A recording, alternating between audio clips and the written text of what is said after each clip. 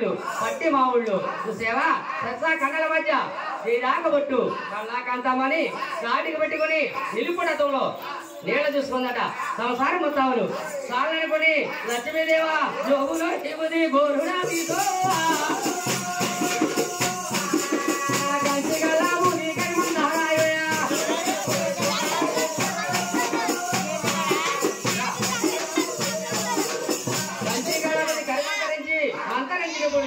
మరి పాట జరిగిందట బ్రహ్మదేవుడు గోవైపోయాడు తమ్ముడు శంకరుడు గోడైపోయాడట ఆవిడ దున్న దొరుకుని రాష్ట్రంలోకి వచ్చేస్తామని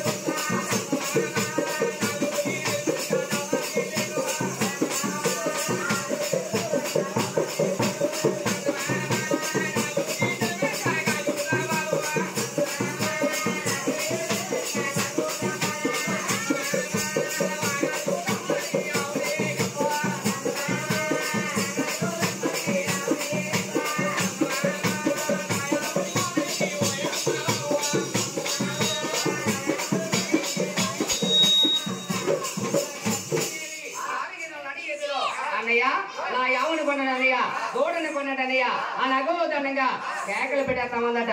ఎప్పుడైతే కేకలు పెట్టేస్తుందో ఈ పోటీకి ఎవరు ఆలకించారా? పాల మహారాజు గారు మంత్రి ఆలకించాడట.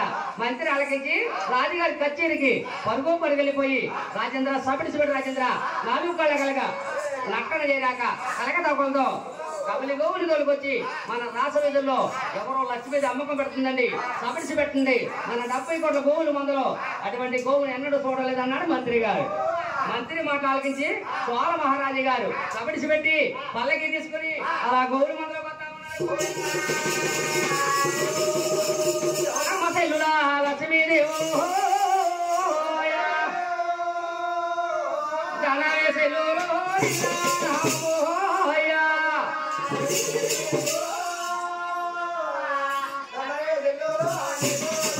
అమ్మా లక్ష్మీదేవి తల్లి ఆవును దొరికొచ్చామటేదమ్మా. అమ్మా పొద్దున్న లేచి గోమగం చూసేవా అంతే నా పాపాలని కూడా విలాసం అయిపోతాయి. ఇంత చక్కని గోవు నమ్మేస్తున్నావా అమ్మా? ఏమి కష్టం వచ్చింది తల్లి నీకు?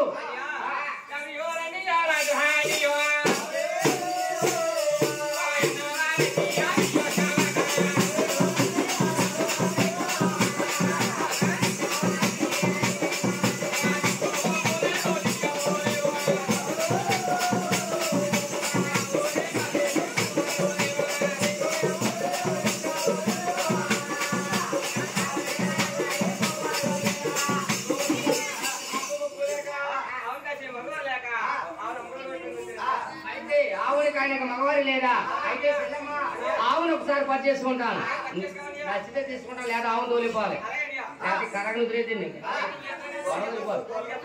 జరగదు నీకు. అలాగే స్వాల మహారాజు గారు ఆవును పని చేస్తా ఉన్నాడు. పోయిందా ఆయా దూరము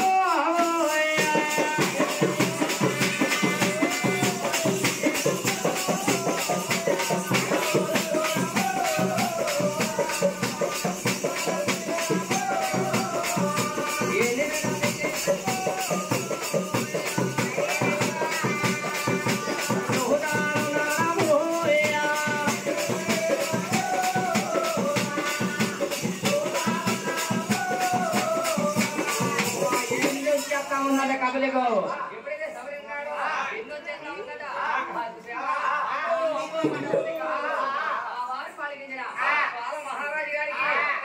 కలిగిన జాలి కలిగిందో కడుపులో దయ్యేసి దేవునట్టాయా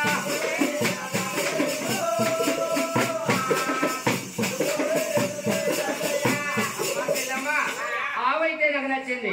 నేను కొన తక్కువ ఉన్నాయి కానీ మేప తక్కువ కాదమ్మా. నాకు 70 కోట్ల ఆవుల మంది ఉంది.